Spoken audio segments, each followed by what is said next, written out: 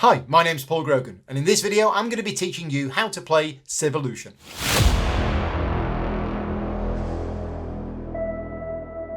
Civolution is a game for 1 to 4 players who each take on the role of a student at the Technical Academy of Creation, about to sit their final exam. This exam is a computer simulation where you will be assigned the role of leading a humanoid civilization to success. You will migrate your tribes across the map, explore new sites, and produce raw materials which you can then transport back to your console where you can later spend them. Everything you do in the game is governed by your modules, which can be upgraded over the course of the game. You will be playing research cards representing inventions, achievements, mutations, buildings, and insights. You will build farms, settlements, and statues, all giving your civilization an advantage. After 4 eras, the player whose civilization has the most success points passes the exam and wins the game. A big thank you to Pegasus North America for sponsoring this video, but I also rely on the financial support of my Patreon campaign to keep the channel going. So if you want to support me directly, you can do so at patreon.com/gamingrules. Assemble the 4 frame pieces in the middle of the play area. This is also the score track and will be used during the game to track each player's success points. Place the progress board to the left, and place the sequence board to the right. The left side of the sequence board shows the different phases of the game. Place the phase indicator on the top space. The weather gauge tracks the current weather across the continent. Place the weather indicator on the mild space. Take the 9 scoring tiles and choose 4 of them at random. Place these in a random order on the spaces of the sequence board like this. Ensure that the tiles are this side up, showing their icon. From the 5 tiles remaining, choose another 3 at random. Place those tiles on the corresponding spaces of the final scoring area at the bottom of the progress board, and then flip the tiles over to the other side, showing their points icon. Return the remaining 2 scoring tiles to the box. Now, I know it's only game setup, but I do want to mention right now what these tiles are for. The game is played over 4 eras. At the end of each era, players will score points based on these tiles. For example, in this game, at the end of Era 1, players will score 5 points for each step that they have moved on the knowledge track. At the end of Era 2, they score 4 points for each of their tribes, and so on. And at the end of the game, you go through each of the steps shown at the bottom of the progress board. This is how all players will score points at the end of the game. And the 3 spaces with scoring tiles are worth more in this game than normal. The 7 scoring tiles chosen will influence the decisions you make during the game. Take the event cards, shuffle them, and then take 4 at random without looking at them. Return the remaining cards unseen to the box. Place the 4 event cards face down here. 1 event will be revealed each era. Place the 100 point tokens in a supply in the top right of the progress board. If playing with fewer than 4 players, take some of these tokens and flip them over to the other side to use as blocking tokens. On the sequence board, in a 2 or 3 player game, place 2 of the blocking tokens like this, and in a 2 player game, place 2 more like this. On the progress board, cover this space in a 3 player game, and in a 2 player game, cover this space as well. Take the gold chips and place them into the dark blue bag. Then randomly draw chips from this bag and place them onto the empty spaces of the gold chip display. We're setting up for a 3 player game, so 1 space is blocked and we draw 5 golds. Take the income chips and place them into the white bag. Then randomly draw 3 chips from this bag and place them on the empty spaces of the income chip display. Take the attribute chips and place them into the gold bag. Randomly draw 3 of them from this bag and place them onto the empty spaces of the attribute chip display. Next, it's time to create the continent, the place where your tribes will grow, move, and gather resources. For your first game, it's recommended to take the tiles marked A, B, and C on their backs and place them like this. Then place the other tiles at random. For future games, just place the tiles into the frame completely at random. The continent consists of 4 sea territories and 18 land territories. There are 6 different types of land: 3 forests, 3 grasslands, 3 hills, 3 swamps, 3 deserts, and 3 mountains. And just before moving on, I wanted to highlight something that can catch out new players. When 2 territories of the same type are adjacent to each other, this is still 2 separate territories. Take the site tiles and turn them all face down. Mix them up and then place one of them at random into each of the octagonal spaces, making sure that nobody sees what goes where. These sites will be explored by the players during the game. Take the material tiles. For your first game, separate out the wood and the papyrus.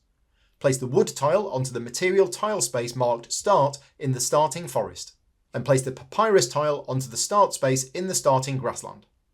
Shuffle the remaining tiles face down and then place one at random onto the material spaces in the corresponding territories. Once you are more familiar with the game, just shuffle all of the material tiles face down and place them at random onto the spaces of their matching terrain type. If you do this, ensure that the two tiles placed on the start space of the starting grassland and forest are flipped face up. Each land territory has a number of encampment spaces. But if you're playing with fewer than 4 players, some of these spaces need covering over, making them inaccessible. Take the territory / hunting tokens and flip them all to the territory side. In a 3-player game, cover up each space showing 4 players with a token matching the terrain. In a 2-player game, also cover up each space showing 3+ players. Flip the rest of the territory tokens to their hunting side and place them onto the progress board, to the right of the hunting table. Place dice onto the spaces here based on the number of players. For a 2-player game, place 3 white and 3 pink. With 3 players, add 1 more dice of each colour, and with 4 players, add another dice of each colour. Each player takes a console, unfolds it, and places it in front of them. If this is the first time that you're playing, each player takes a set of 15 module tiles and places them into the corresponding slot on the right side of the console. Ensure that each module is showing the level 1 side, indicated by the single blue stripe at the bottom. In later games, assuming the people who last played it put the game away properly, you can just open the console like this and everything will be already in place. Whatever you do, don't open the console like this. Take 6 white activation dice and place them onto the dice spaces here, set to the value matching the space, 1 of each. Also, take 1 pink fate die and place it next to your console. Place a stage 4 tile and a stage 5 tile above the top left of your console like this. Ensure that the tiles are showing their inactive side. Each player chooses a colour and takes the following components in that colour: 3 farms, 2 boats, 4 settlements, 7 discs, 20 tribes, and 50 markers. Place your 3 farms into the slot of your console here. Place your 2 boats here and add a marker into the slot on each boat. Place your 4 settlements into these spaces here. Each player places one of their discs onto the 0 space of the score track, 1 disc on the bottom space of each of the progress tracks, and 1 disc onto the leftmost space of the favour track on the sequence board. The order of the discs on any of these spaces doesn't matter. Each player places one of its tribes onto a free encampment in the grassland starting territory. Make sure during setup not to place anything on the fire encampment, which is the one showing success points.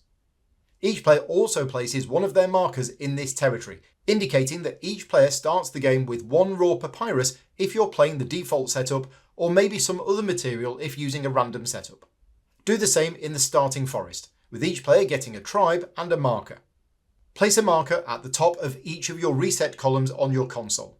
The rest of your tribes and markers go next to your console as a supply, or you can keep them in your storage box. Next, it's time to give everyone their starting cards, and there are 2 options for this. For your first few plays, it's recommended using pre-made starting hands, so I'll explain that first. Take the starting marker cards numbered 1 to 6, shuffle them, and then give each player 1 at random. Return any left over to the box. Then look through each of the 5 research decks and take the cards matching the number on your other card. After everyone has taken their starting cards, place the 5 research decks nearby, ideally in a place where all players can see them. Leave space next to each one for another stack of cards. Once you've played a few games, instead of a fixed set of starting cards, do the following. Shuffle the starting marker cards and deal 3 to each player. Then shuffle each of the research card decks and place them as mentioned previously. Each player draws the top 2 cards from each of these decks. You should now have 13 cards. From these, you must choose 1 of each type to be the ones that you start with. Any starting marker cards that you did not select are returned to the box, and any research cards you didn't choose are placed at the bottom of the corresponding deck. Whichever method you choose, you should now have 6 cards, a starting markers card and 1 of each type of research card. Your starting markers card tells you which 2 materials you start the game with. Card number 1 depicts 1 clay and 1 iron ore. Place markers from your supply into the slot for the corresponding materials on the left side of your console. Your starting markers card also tells you which 2 features you start with. Here, 1 composure and 1 expressiveness. Place markers from your supply into the slots for the corresponding features on the right side of your console. The top part of your starting markers card is unique to you, but the bottom part is the same for everyone. It indicates that everyone starts the game with 1 food, so you place a marker here. 2 money, represented by 2 markers here, 1 focus, placing a marker here, and 2 ideas, placing 2 markers here. The starting markers card can then be returned to the box. It is no longer needed. The next step is to determine a starting player at random and give them the starting monolith. And finally, each player takes one of the starting chip cards. There are 2 methods for doing this depending on how much experience you have with the game.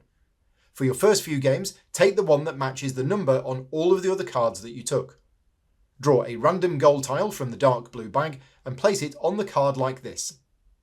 Once you are more experienced with the game, shuffle the cards and lay out a number of them equal to 1 more than the number of players. Place a goal chip on each of these cards drawn at random from the bag. Beginning with the player to the right of the starting player and then going counterclockwise, each player takes a card and the chip on it. Return the remaining chip back to the bag and place the card back in the box. Whichever method you use, you now have a card and a goal chip. Remove the chip and place it in the topmost goal slot on the left side of your console. This is your initial goal, something to try and achieve. Then, find the module indicated in the middle of the card and flip the module tile over to the other side. Your civilization starts the game better at this sort of thing than the other players. Finally, slide the card into the top right of your console so that only the top part of the card is showing. This represents your first income chip, which you can use during the game. One quick thing just before we move on, if you're playing with a mix of experienced and new players, you can combine both methods. New players get the fixed starting cards, while the experienced players use the other method. If you do this, the number of starting chip cards you reveal is equal to the number of experienced players plus 1. Each player takes an overview booklet for them to refer to during the game. And with setup complete, you're now ready to play. Civolution is played over 4 eras. Each era consists of 8 phases summarised on the sequence board. As you move through each phase, move the phase indicator accordingly. The first 3 phases are all preparation for the era. Phase 4 is the action phase, which is the main part of the game. During this phase, players will continue to take actions multiple times, gradually moving the phase indicator each time they perform a reset. Phases 5 to 8 are wrapping things up for the era, where players resolve the sites, then feed their tribes, resolve the event, and then gain income. After 4 eras, the game ends and you perform final scoring, going through the steps at the bottom of the progress board. During the game, as you play cards, you tuck them under your console into columns, and you can also add goals, income chips, and attribute chips too. At the end of the game, each of these is worth points based on which stage it's in. 2 points for everything in stage 1, 3 points for everything in stage 2, and so on. Note though that anything played in stage 4 and 5 is not worth any points at the end of the game, unless you manage to activate your stage 4 or stage 5 tiles accordingly. I'm going to explain the game by going through the phases one by one. The first phase of each era is where you reveal new cards. First, flip over the top card of the event stack and place it on the space to the left. This card tells you what will happen during phase 7 of the era, how the weather will change and which event will occur. Because the card isn't resolved until phase 7, you can plan accordingly. I'll explain this a lot more in detail later on. But if you can see from the card that the weather is going to increase by 2 steps, then you know that in phase 7, the weather indicator will move from here to here. So you know that all players will either have to spend 1 food or lose a tribe. Take that into consideration when performing your actions in phase 4. Also, the event is something to be aware of too. This one will give a bonus to players who occupy swamps and deserts. Next, reveal the top card from each of the 5 research decks. In the first era of the game, this means revealing the first card. However, in later eras, you will place the new card on top of any older ones. In phase 2, each player may take on an additional goal. This is done in what is referred to as seating order, which begins with the starting player and proceeds clockwise. When it's your turn, you may choose to take a new goal chip from those on display. Place the chip into the goal area of your console. In the first era of the game, this just means placing the goal tile here. But later in the game, if you take a goal tile and all of your spaces are occupied, you place the new tile on top of one that you already have. Taking a new goal is optional, and sometimes you might not want to take a new one. I'll go over this in more detail later on. Only after all players have taken a new goal or not, refill the empty spaces with new goals drawn from the dark blue bag. In phase 3, each player performs an extra find.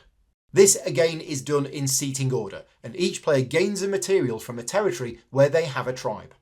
To perform your extra find, choose a territory on the continent where you have a tribe. In the first era of the game, you can choose either this forest or this grassland.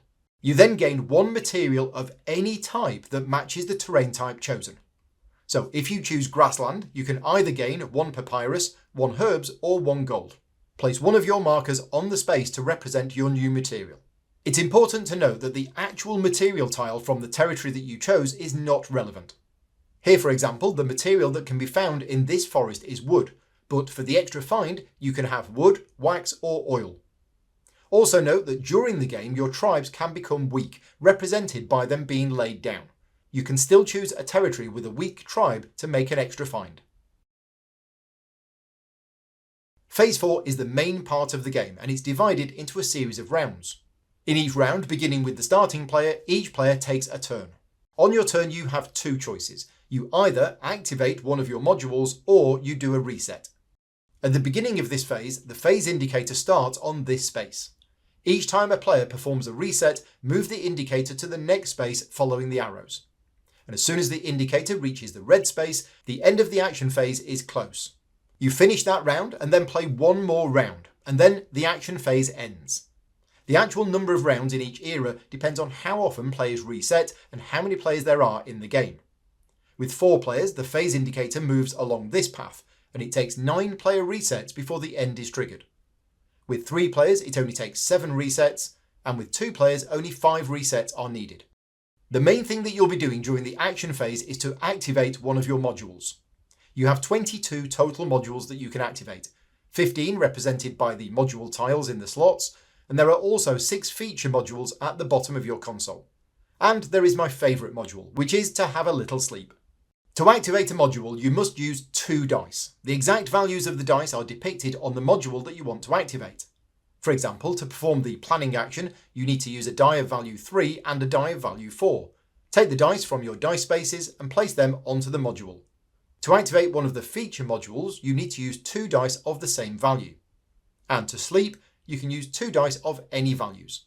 But what if you don't have the die values that you need? Well, that's where your focus markers and your ideas come in useful. You can spend 1 or more ideas returning them to your supply. Each one used allows you to change the value on one of your dice up or down by 1. And you can wrap around from a 6 to a 1 and vice versa. So if you really wanted to improve your stamina, which requires 2 1s, but you only have a 2 and a 5, you could spend 1 idea to turn the 2 into a 1, and 2 more ideas to turn the 5 into another 1. Focus markers are even more powerful. You can use one of these as if it were a die of any value. So again, if you really want to improve your stamina, but you only have 1 die value 1 and no ideas to manipulate your other dice, you can use one of your focus markers instead as if it were a 1. During the game, you can gain planning markers, which are markers that sit on your dice spaces. Each of these markers can be used once as if they were a die of the value matching their space. So even if you are out of dice, you could still use these 2 planning markers to migrate. After resolving your chosen module, place any dice used below your console. Any focus markers used are returned to your supply. Okay, now it's time for me to go through all 22 of the different modules. Make sure you're sitting comfortably. As mentioned earlier, the sleep module can be activated with 2 dice of any value. When you activate it, either gain 1 focus or 2 ideas. Using the sleep module should not be considered a wasted action. It's definitely weaker than the other actions, but you will likely have to sleep a few times during the game. Having focus or ideas gives you a lot more flexibility with future turns. The 6 feature modules all work in the same way. You activate one of them by using 2 dice of the values shown on the module, and you then add one of your markers to the corresponding slot. Your civilization has now evolved. There's a number of reasons why you would want to improve the features on your civilization. Each one is worth points at the end of the game, but they are also prerequisites for playing some cards. The 15 main modules come in 3 different levels. At the start of the game, one of these modules will be level 2, and the rest of them will be level 1. And over the course of the game, you can improve these modules. To improve a module from level 1 to level 2, flip the tile over. And to improve a module from level 2 to level 3, remove the tile. And also, before I dive into all of the rules for each of these modules, the game comes with 4 of these handy overview booklets, which contain a full summary of each of the modules. I'm going to cover the modules in the order in which they are shown in the rulebook, which is different from the order in which they appear on the consoles. The migration module allows you to move your tribes around the continent. At level 1, you move one of your strong tribes. A tribe moves from its territory to an adjacent land territory. So this blue tribe can migrate from this grassland to this desert, or this swamp. I just mentioned the term strong tribe, and earlier on I mentioned weak tribes, so I should probably explain more about what these are. A strong tribe is one which is standing. Tribes can become weak during the game, and when they are weakened, they are laid down. Any time in the game that the rules refer to just a tribe, it can be either strong or weak. In fact, the only thing that you cannot do with a weak tribe is to migrate. When you migrate to a territory, you must place it on an encampment. Each territory contains one fire encampment. If you move on to this, you immediately gain the success points depicted. It's also allowed to place your tribe onto an encampment which is already occupied. If you do this, the tribe currently occupying the encampment is displaced into the wilderness. Capturing an encampment from another tribe is hard work, and the tribe who did it becomes weak. You can even capture an encampment occupied by one of your own tribes, if you want to. The only real reason for doing this is if your tribe occupies the fire encampment and you really want those points. Tribes in the wilderness will require more food in the feeding phase. And, as mentioned previously, weak tribes cannot migrate again until they are made strong.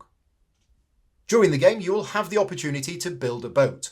With one migration, you may move one of your strong tribes onto one of your boats in an adjacent sea territory.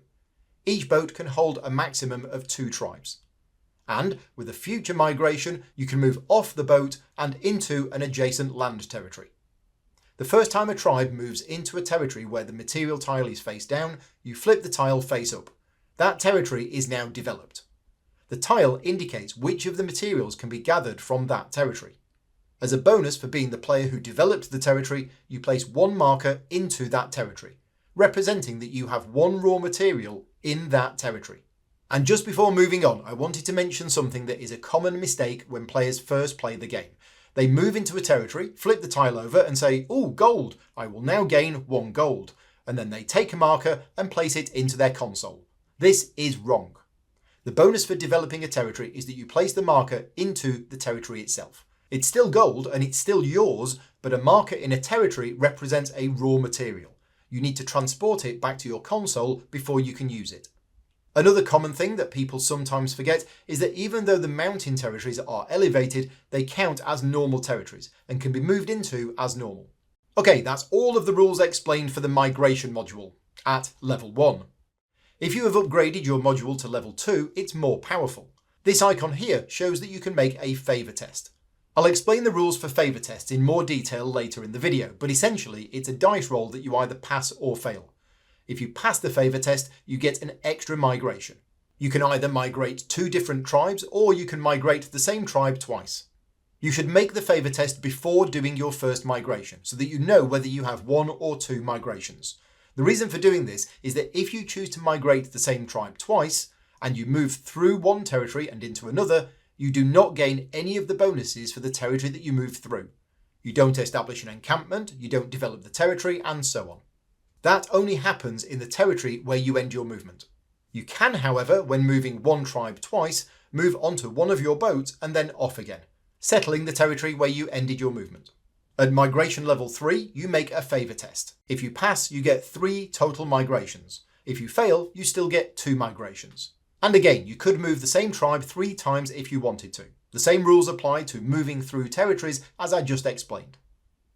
The next module to explain is procreation, which is how you get new tribes. Choose a territory where you have at least 1 tribe, strong or weak. Then add a new tribe to an encampment in that territory.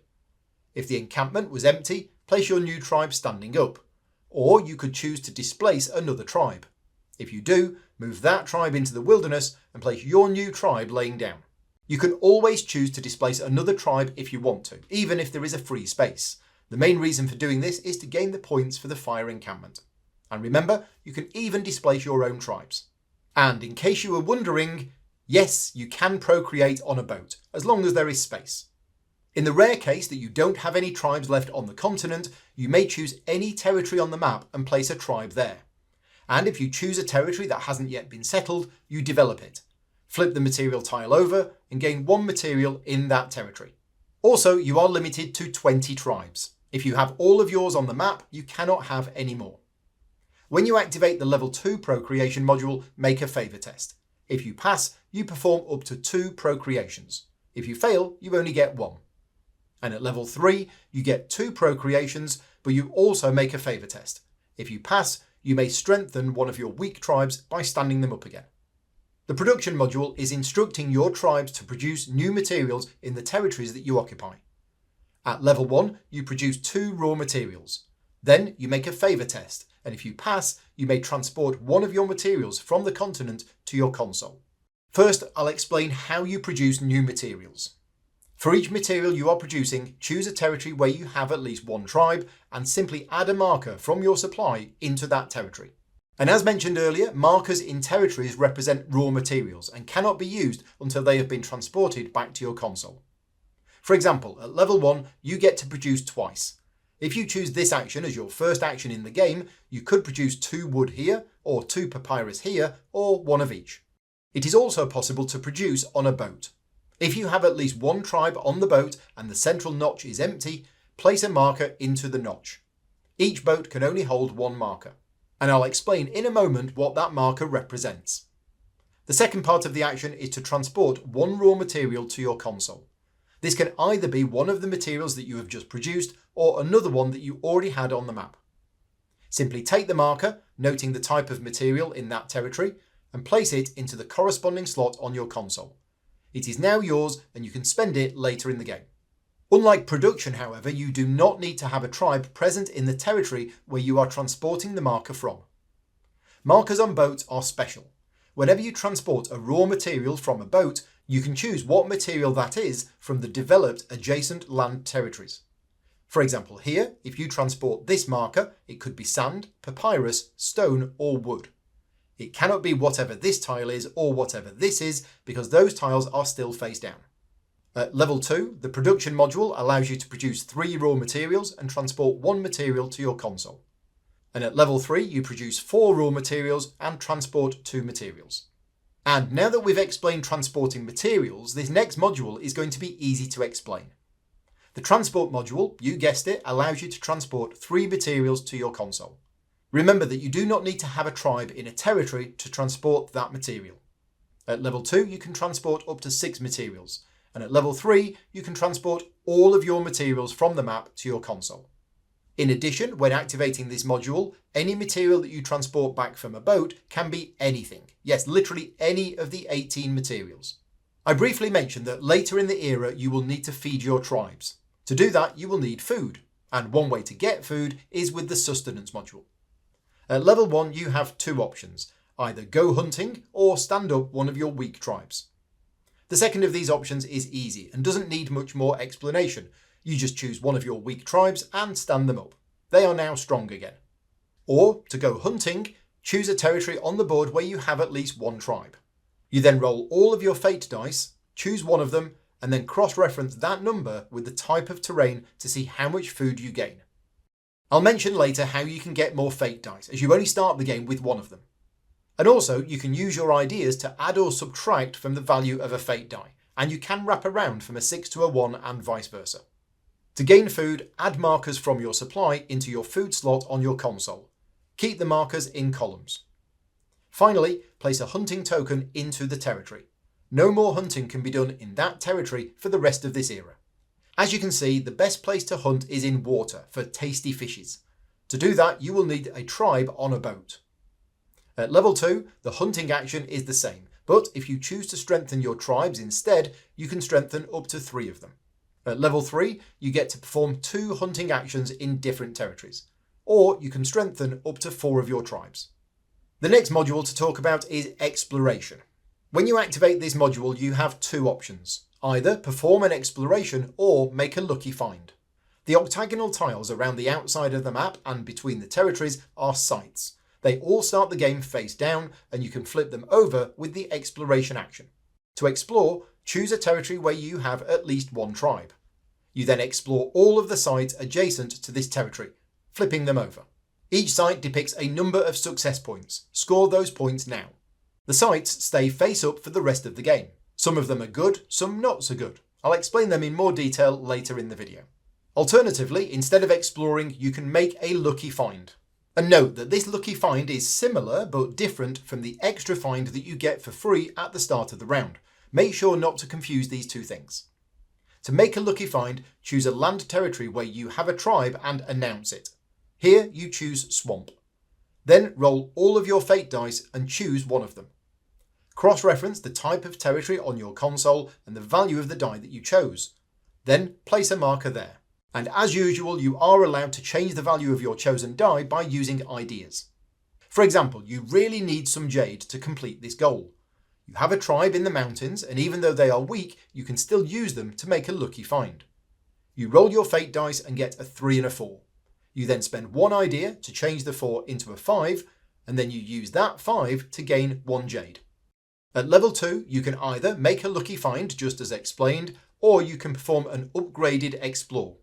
In addition to your normal explore, where you reveal all sites adjacent to a territory where you have a tribe, you may also reveal any one site, no matter where it is on the continent. And you also gain 2 bonus success points, in addition to the ones from the sites themselves. At level 3, you can either make 2 lucky finds in the same or different territories, or you can perform an improved explore as mentioned for level 2, but you gain 4 bonus success points instead of 2. The building module allows you to construct something, or you can install a blue research card. I'm going to explain installing cards in their own chapter later in the video, so for now, let's talk about building things. You can build a settlement, a farm, a boat, or a statue. To build a farm, choose a land territory where you have a tribe. Then, take one of your farms from your console and place it onto the farm space in the territory. There can only be 1 farm per territory in total. As a reward for building a farm, you immediately gain 1 idea. Farms will be useful during the feeding phase later in the era, and once you have built 3 of them, you cannot build any more. You cannot voluntarily remove a farm. To build a boat, choose a water territory that is adjacent to a territory where you have a tribe. Then, take a boat from your console along with its marker, and place it in the water. Each player can only have 1 boat in a water territory. As a reward for building a boat, you may move a strong tribe from an adjacent territory onto the boat. If you only have a weak tribe adjacent to the water, you can still build the boat, but the tribe is too weak to move onto it. You can have at most 2 boats in the game, and once built, they cannot voluntarily be removed. To build a statue, choose a building ground where you have a tribe in an adjacent territory. For the building ground in the middle of the water here, which is already revealed at the start of the game, you need to have a tribe on a boat in the adjacent water. Unlike farms and boats, which are free to build, you must spend a specific type of material to build a statue. The exact material you need is shown on the building ground. To build a statue here, for example, you need to spend either stone or clay. You pay the cost by taking a marker from your storage and placing it on the building ground. As a reward for building a statue, you advance 1 step on any one of the progress tracks, your choice. I'll explain the progress tracks in more detail later, but essentially you move your marker up 1 step. Statues will also generate success points for you later in the era. Each building ground has a limit of what can be built on it as shown here. Each player can have at most 1 settlement and 1 statue, or 2 statues. And speaking of settlements, you start the game with 4 settlements on your console. You can build them in any order. The cost for building a settlement is shown to the left of it. For example, to build this one cost 1 wood, 1 stone and 1 clay. Once you have paid the cost, remove the settlement and place it onto a building ground where you have an adjacent tribe. As mentioned earlier, each player can only have 1 settlement per building ground, and if you already have 2 statues there, you cannot build a settlement. Notice the diamonds that are now visible after removing the settlement. This is prosperity, which I'll explain later on. But the main benefit of building a settlement is that you gain an income chip and immediately perform the action on it. Income chips are something that I will explain later on, but trust me, they are really good and you want lots of them. You can build a maximum of 4 settlements. If you build your 4th one, you get an extra bonus, as shown here.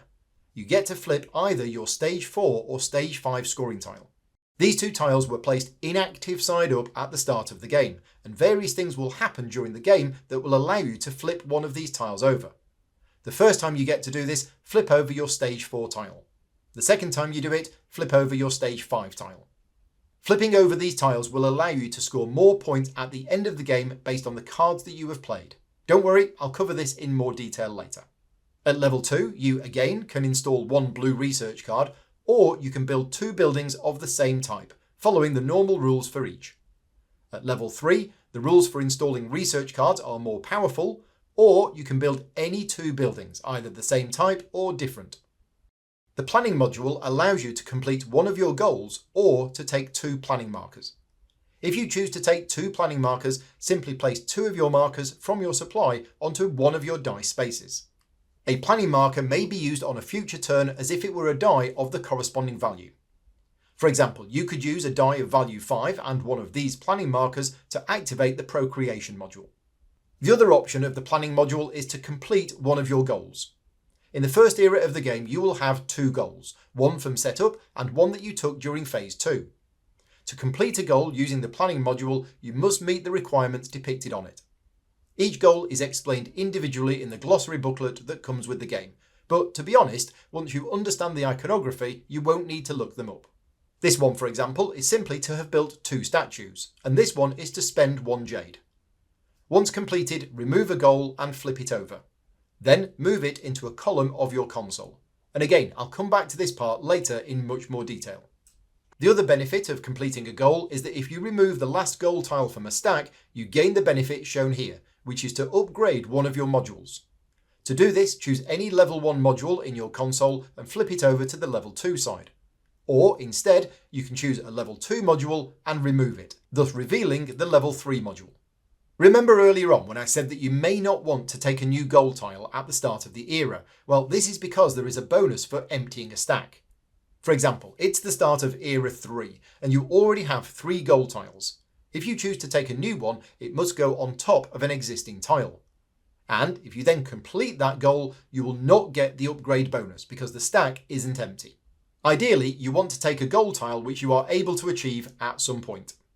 At level 2, you can complete 1 goal or gain 3 planning markers. And again, the planning markers all need to go onto the same space. And at level 3, you can still gain 3 planning markers, but the left-hand option is to gain a new goal and/or complete a goal in either order. When you take a new goal, choose any of them from the display, place it into your goal area, and then replace the tile with a new one from the bag. The research module is how you get new cards. The left-hand option is to gain 1 research card. To do this, take the top card from a deck of your choice or the top card from one of the stacks. If you take one of the face-up cards and the stack is now empty, reveal the topmost card from the corresponding deck and place it next to the deck. Add the card that you take to your hand. There's no limit to the number of research cards that you can have. Alternatively, you can choose the right-hand option, which is to draw 2 cards and choose one of them. You draw 2 cards from the face-down decks, either the same deck or 2 different ones. Choose one of the cards to keep and return the other to the bottom of the deck. Now, some of you may already be thinking, why would I choose to just gain 1 card and take it from the face-down deck when I could draw 2 and choose 1? Well, this is because this iconography for gaining a research card can be found in other places of the game too. So I wanted to explain how that icon works. You either take the top card from a face-up stack or the top card from a deck. But of course, when activating the research module, if you didn't want any of the face-up cards, you would choose the draw 2, choose 1 option. At level 2, the right-hand option improves to drawing 4 cards and choosing 1. Again, these can come from the same deck or different ones. And at level 3, the left option is to gain 2 cards, one after another. And the right-hand option improves again to drawing 4 cards and choosing 2. The achievement module allows you to play a purple research card or to gain a new die. As mentioned earlier, I'll explain the playing of research cards in more detail later in the video. To gain a new die, simply take either a white or pink die from the display. If you take a pink fate die, just add it to your others. Whenever you make a fate roll in future, you now have more dice to roll, and you always choose which one to use. If you take a white activation die, roll it and then place it onto the corresponding die space. From now on, it just acts like any of your other white dice. If you want to take a die from the display and there are none left, then you actually take the die from the player who has the most of that colour. And if 2 or more players have the same number of dice, you can choose who to take from. Whoever you take a die from chooses which one to give you. At level 2, you get to take a new die of each type, following the same rules as just mentioned. the right-hand option is the same as before. And at level 3, the left option is the same for level 2, and the right option is improved, as I'll explain in the next chapter of the video. The Insight module also has 2 options. The right-hand option is to play an orange research card. The left-hand option is to gain 3 ideas. To do this, add 3 markers to your ideas space. At level 2, the left-hand option improves to gaining 6 ideas. And at level 3, the right-hand option improves in a similar way to the other research card actions. The Mutation module again has 2 options. The right-hand option is to play a green research card. The left-hand option is to mutate. To do this, choose any one of your feature markers and move it to any other feature space. I haven't yet explained why your civilization's features are useful, so the reasons for why you would want to change them around will hopefully become clear later on. At level 2, the left option improves to mutating twice, each moving any marker to any other space. And at level 3, the right-hand option improves like the others. The Invention module has 2 options. The right-hand option is to play a brown card. The left-hand option is to perform the action of one of your income chips. You start the game with 1 income chip, printed on your starting card. What each of the chips does is explained in the glossary, but again, once you get to know the icons, you probably won't need to refer to this. Over the course of the game, you will gain more income chips which you will slot into your console. You can choose to activate one of these instead of the one on your starting card. And note that each income chip shows 1 success point in the bottom right. This means that instead of performing the action on the chip, you could just gain 1 success point. But note, if activating the income chip involves making a favour test, you cannot make the favour test, fail, and then choose to take the point instead. You would have to choose whether you wanted to make the favour test or gain 1 point. At level 2, the left-hand option is to perform 2 income chip actions, either 2 different ones or the same one twice. And at level 3, the right-hand option improves in the same way as the others. The Trade module gives you another way to get the materials you need. At level 1, you can perform 1 sale and 1 purchase. And every time I've taught this game, some people have got tripped up on this next bit, because with 1 sale, you can actually sell up to 2 materials, 1 for money and 1 for points. Together, that counts as 1 sale. To sell something for money, remove any one material from one of your storage spaces and place it back in your supply. Then, gain an amount of money as shown to the left of the row where you took the material from. Anything in the top row is worth 1, anything in the middle row is worth 2, and anything in the bottom row is worth 3. Then gain that amount of money by adding markers to your money area, keeping the markers in columns. To sell a material for points, simply remove a marker and score 2 success points. To perform a purchase, you can gain any of the 18 materials in the game. Choose what you want and then add one of your markers to your storage space. The cost of doing this depends on whether the corresponding material tile is face up on the map. If it is, the cost is 2 money, and if it isn't, the cost is 4. At level 2, you get to do 2 sales and 2 purchases. And remember, each sale can be 1 material for money and another 1 for points. At level 3, it's still 2 sales and 2 purchases, but you also gain 2 money. The Activity module allows your civilization to go and do something fun. You get to perform any action that depicts this icon. At the start of the game, you only have 1 activity that you can do, printed on your console. That activity is to spend 1 money to advance 1 step on any one of the progress tracks. So you could spend 1 money to move up the culture track.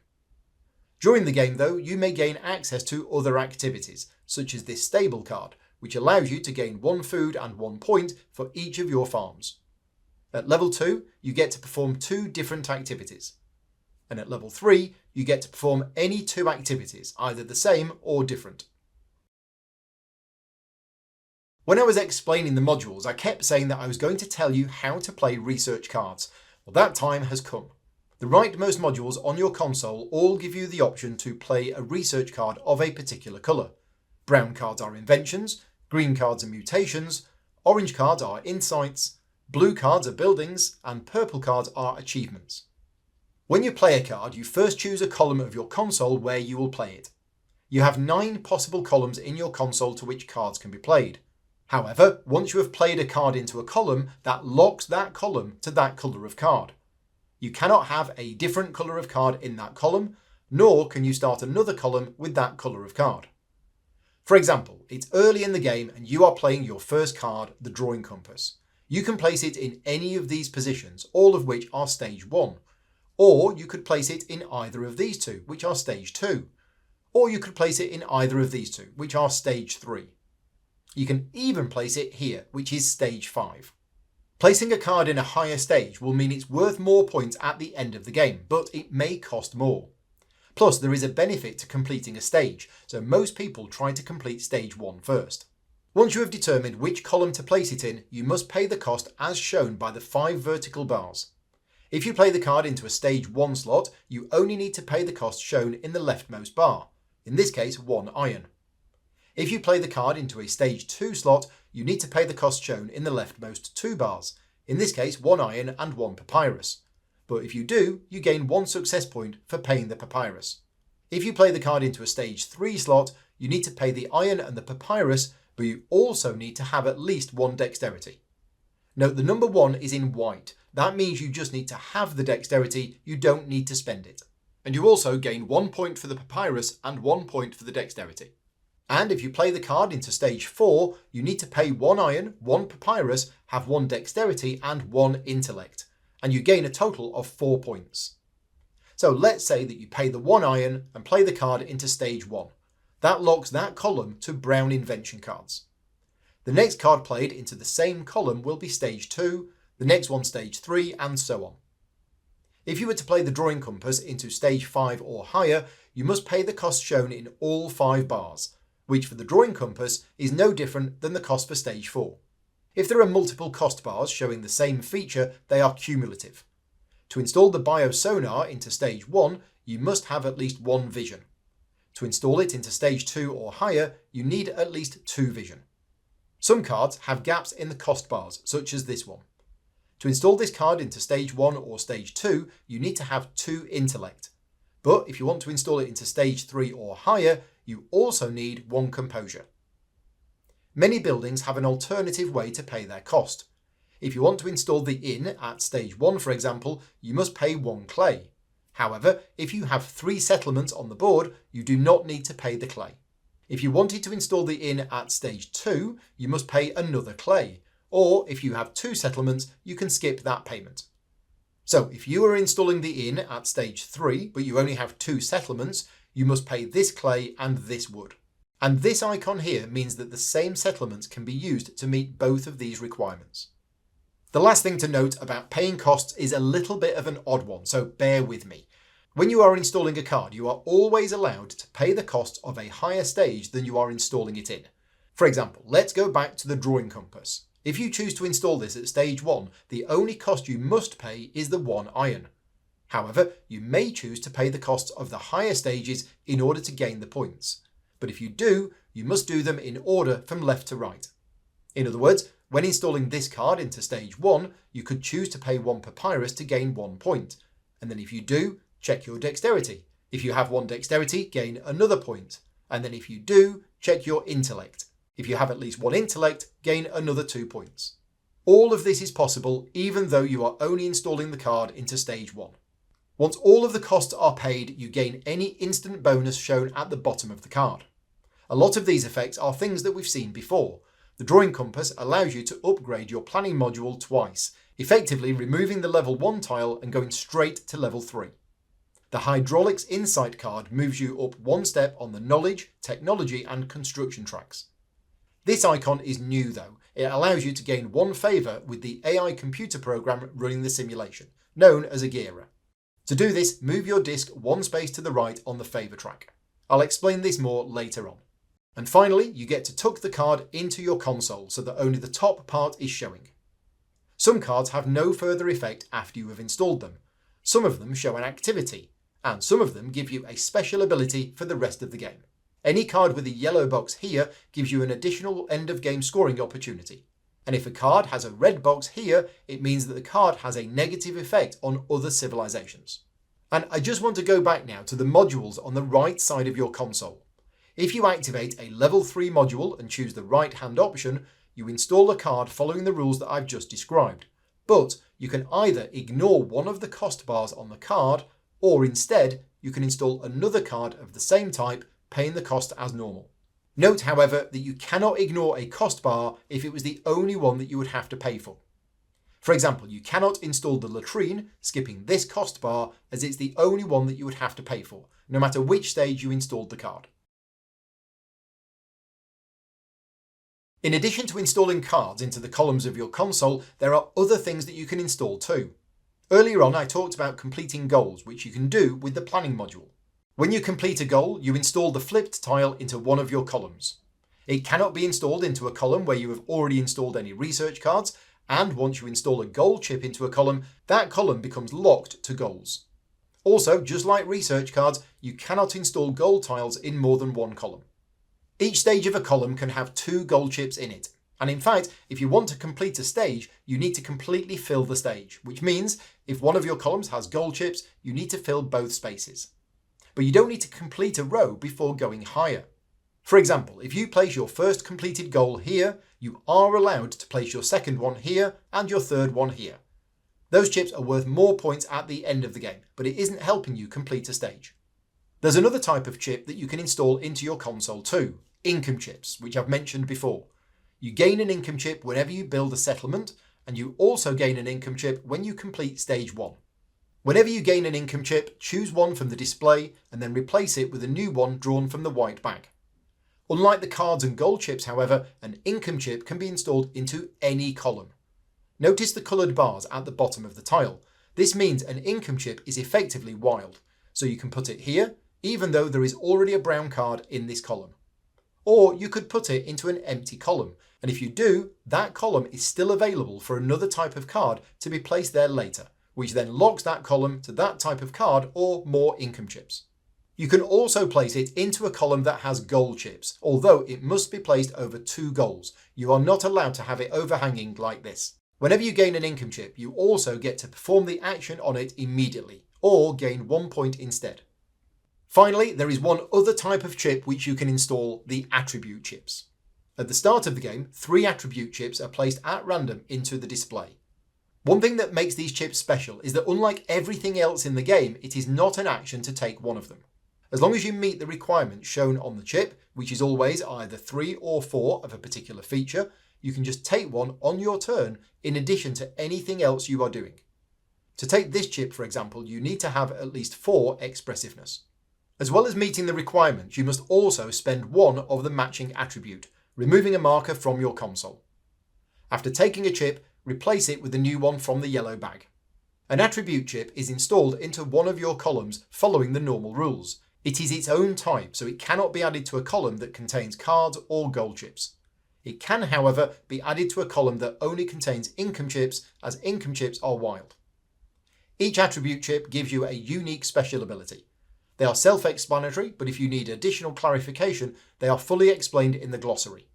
Once you complete stage 1, you gain an income chip and immediately perform the action on it or gain 1 point. Once you complete stage 2, you flip over one of your stage scoring tiles.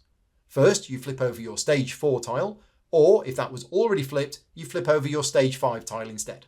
There is no benefit for completing stage 3 or higher.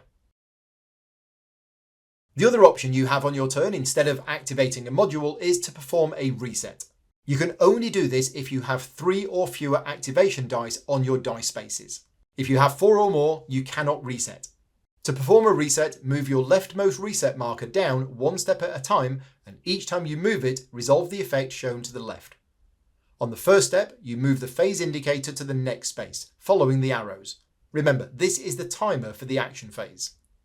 If you perform a reset when the indicator is already on the end space, do not move it anymore. Then, move your marker to the next step.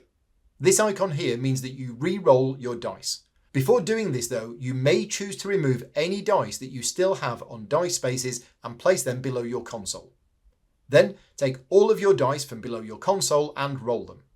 Place each of them onto the spaces of the corresponding value. Finally, move the marker to the bottom step. That marker is then converted into either an idea or food.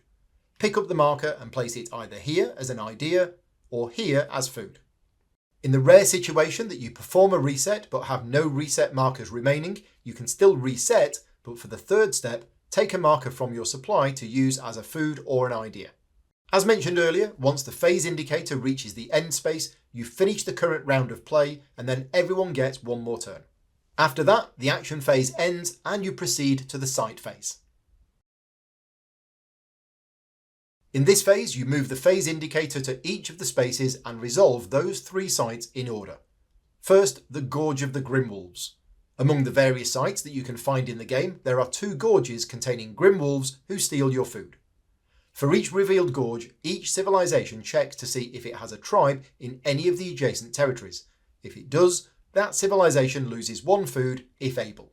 If you have tribes in multiple territories adjacent to a gorge, you still only lose 1 food. Next, the glaciers. There are 2 glaciers somewhere on the continent. For each one, each civilization checks to see if they have at least 1 strong tribe in at least 1 adjacent territory. If they do, they must weaken one of those tribes by laying it down. Tribes that were already weak are unaffected by glaciers. Finally, resolve the Mystic Oaks. There are 3 of these sites in the game. For each one that is revealed, each civilization checks all of the adjacent territories. For each territory that contains at least 1 of their tribes, that civilization gains points as shown here. 2 points for water, swamp and desert, and 1 point for forest, grassland, hills and mountains. Note that since you check each Mystic Oak separately, if you're in a territory adjacent to 2 Mystic Oaks, it will score twice. For example, for this Mystic Oak, blue scores 1 point for being in the adjacent forest, 1 point for the mountains, and 2 points for the swamp. And for this Mystic Oak, blue scores 2 points for the adjacent water, and 2 points again for this swamp. There are lots of other different sites in the game which I'll explain later, but these are the only 3 that are resolved at this time. The feeding phase is the point where you need to feed your tribes. This can be carried out simultaneously by all players.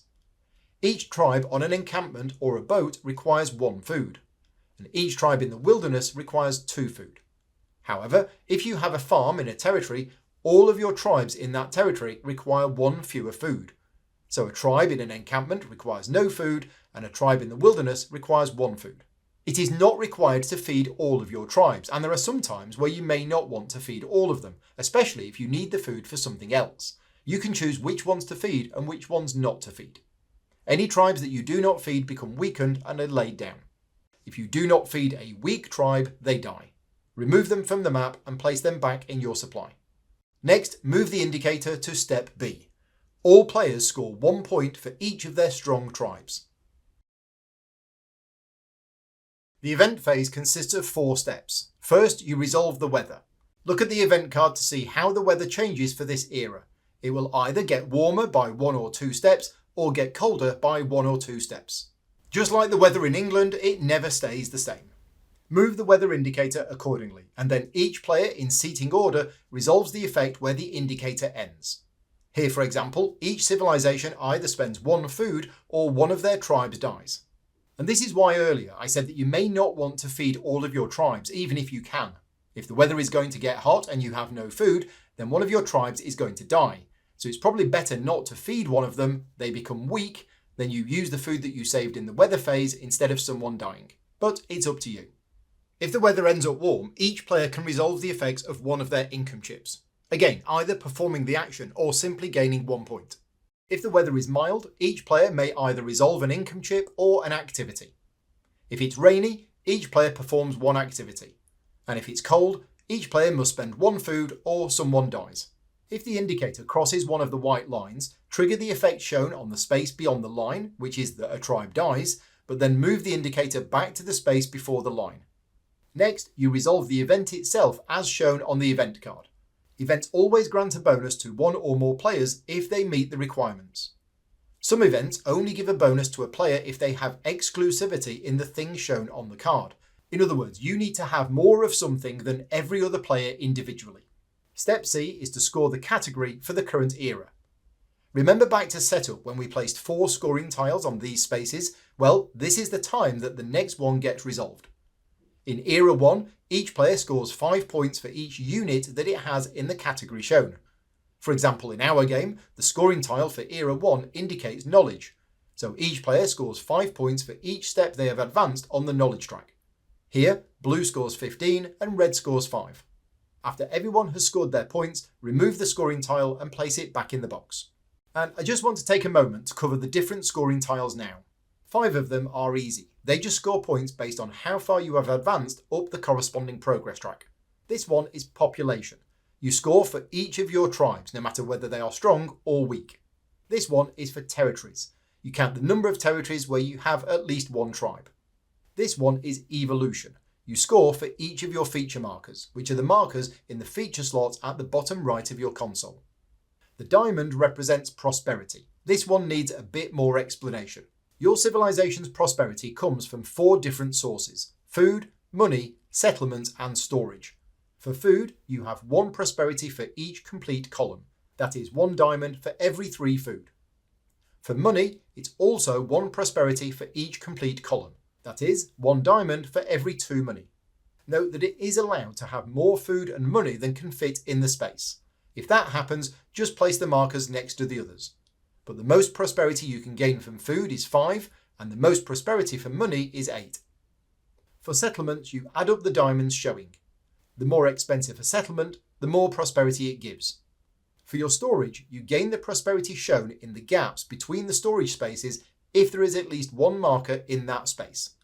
So here, you get 1 prosperity for having markers here and here, and 2 prosperity for having markers here and here. You get nothing for your other markers. Finally, in step D of the event phase, you determine a new starting player. Give the monolith to the player who scored the most points from the scoring tile that you just scored. If there's a tie, the monolith is given to the tied player who is next in seating order. The income phase consists of 4 steps. First, everyone gains income, in seating order if needed. To do this, resolve the effect of each of your income chips, and as usual, for each one you can either perform the action or just take 1 point. Then, each player scores for their statues. The value of each statue is determined by your position on the favour track. Here, for example, each of blue statues is worth 3 points. Next, remove all of the hunting tokens from the map and place them back in the supply. And finally, each player places new markers into each of their reset columns. And if that was the end of eras 1, 2 or 3, move the phase indicator back to the top and start the next era. Or if that was the end of era 4, proceed to final scoring. At the end of the game, each civilization scores points based on the categories printed at the bottom of the progress board. Place the phase indicator on the first one, score it for everyone, and then move it to the next one. Everything that scores is something that we've already seen before, but I'll remind you of them now. The first 5 are points based on how far you have advanced up the corresponding progress track. This is either 1 point or 2 points per step, depending on whether there is a scoring tile there or not. The next category is evolution, which is the number of markers you have in your feature spaces. Then prosperity, which is the number of diamonds that you can count based on the rules that I mentioned earlier. Then the number of tribes you have, no matter if they are strong or weak. And then finally, points for each territory where you have at least 1 tribe. After scoring these, each player scores additional points for cards in their console. Go through each stage of your console one by one. For each card or chip that is in that stage, score the points shown to the left. You only score for stages 4 and 5 if the corresponding scoring tile has been flipped to its active side. You might think that if you don't play anything in stage 4, then there's no need to flip the stage 4 scoring tile. Well, you'd be wrong. Remember back in setup when you tucked your starting card here? Well, that income chip is already at stage 4. So if you do manage to flip your stage 4 scoring tile but don't play any other stage 4 cards, that's still 7 points. For example, this is your console at the end of the game. You score 8 points for the 4 things in stage 1, 18 points for the 6 things in stage 2, 20 points for the 5 things in stage 3, and 21 points for the 3 things in stage 4. This gold chip and this card do not score, as you did not manage to flip your stage 5 scoring tile. It is possible to play a card above stage 5, but it isn't worth any points at the end of the game. And finally, if you have any cards with end of game scoring bonuses indicated by a yellow box, you score them now. Those cards always score for the number of chips and cards in the column, irrespective of how high up the column goes and which stages score at the end. And after all that, the player with the most success points wins. If tied, the tied player who has carried out the most module upgrades is the winner. And if still tied, the tied player earlier in seating order wins. Earlier in the video, I mentioned about performing a favour test, and I'll now explain what that is. At the start of the game, each player starts with a disc on the leftmost space of the favour track. And over the course of the game, through various means such as playing this card, you get to move your disc up the track. Whenever you make a favour test, roll all of your pink fate dice. You pass the test if any of the dice show a value indicated below the position of your disc on the track. Here, for example, blue would pass a favour test if any of their dice are value 1, 2, 3 or 4. So the more fate dice you have and the higher your favour, the more chance you have of passing a favour test. And it is allowed to spend ideas to modify the value of your fate dice in order to help you pass the test. Having a high favour also increases the value of your statues, as mentioned earlier. Also, as shown here, whenever one of your tribes would die for any reason, you may choose to activate Deus Ex Machina. To do so, you lose 1 favour, but the tribe is not killed. The 5 progress tracks record each civilization's progress in technology, prestige, knowledge, construction, and culture. You will move your disc up these tracks through playing cards, performing activities, and other means. Playing the wheel, for example, moves your technology disc up 2 spaces. Performing this activity moves any of your discs up 1 space, as does building a statue. As well as being worth points at the end of the game, there are bonuses whenever one of your discs crosses a white line. The bonus for crossing the first line is that you get to upgrade one of your modules that match the colour of the track. For example, you move your construction disc across the first white line. Construction is the blue track represented by the value 4, so you can upgrade any of these modules as they all depict a blue number 4. The bonus for crossing the second line is either 1 favour or you activate one of your income chips. For crossing the third line, you again get to upgrade one of your modules of the matching colour. Crossing the fourth line is simply 3 points. When you cross the fifth line, you can either flip over your stage 4 or stage 5 scoring tile, or score 3 points instead. And crossing the sixth line also scores you 3 points. If your disc ever reaches the top of the track, it cannot progress any further. But if you would do something that would allow you to advance it, you gain 2 points for each space that it would have advanced. There are 25 sites on the continent, most of which are unexplored at the start of the game. I'm now going to cover the ones that I haven't yet explained, but first, a quick recap of the sites that we've already seen. There are 7 building grounds in the game, 1 in the middle of the lake and 6 more to be explored. They allow civilizations to build settlements and statues on them. The gorges of the Grimwolves steal food from you during the site phase. The glaciers weaken one adjacent tribe of each civilization also during the site phase. And the Mystic Oaks score points for tribes in the territories adjacent to them. The other sites, though, work differently. There are 3 caves in the game. When migrating, a territory which is adjacent to a cave is also adjacent to any territory which is adjacent to any cave. For example, you can migrate a tribe from here into this cave, out of this cave, and to here. Or you can even migrate into and out of the same cave. There are 2 mushroom valleys which increase the amount of food that you gain when you hunt in an adjacent territory. For example, if you perform a hunt here, you gain 1 more food. And if you go hunting in a territory which is adjacent to 2 mushroom valleys, you gain 2 additional food. There are 2 holy rocks in the game. Whenever you perform a procreation action, before resolving the action, check to see if you have any tribes in territories adjacent to a revealed holy rock. If you do, choose one of those territories and make a favour test. If you pass, perform an additional procreation in that territory. Then you resolve the rest of your procreation action as normal. The 2 hidden grottos are a source of extra materials. Whenever you activate your production module, before resolving the action, check each revealed hidden grotto. If you have any tribes in territories adjacent to the grotto, choose one of those territories. In that territory, produce 1 raw material and then transport it immediately to your console. If you choose a water territory, you may choose to transport from your boat first and then add a new marker. The final site to explain is the volcano, and there are 2 of these in the game. Whenever a volcano is revealed, all farms in adjacent territories are destroyed. Remove them and place them back on the player's consoles. And from now on, farms cannot be built on territories adjacent to a volcano. I hope you found this video useful in learning how to play Civolution. If you want to see a full 3-player playthrough or a solo playthrough, I've got those too. You can find links to them in the description of this video. And if you've got any questions about the game, please leave them in the comments. And whilst you're there, give the video a like and subscribe to the channel for more content. And as mentioned earlier, I do rely on the financial support of my Patreon campaign to keep the channel going. So if you are in a position to be able to support me, please visit patreon.com/gaming rules for exclusive access to the Gaming Rules community and some additional bonus content. Until next time, take care and thanks for watching.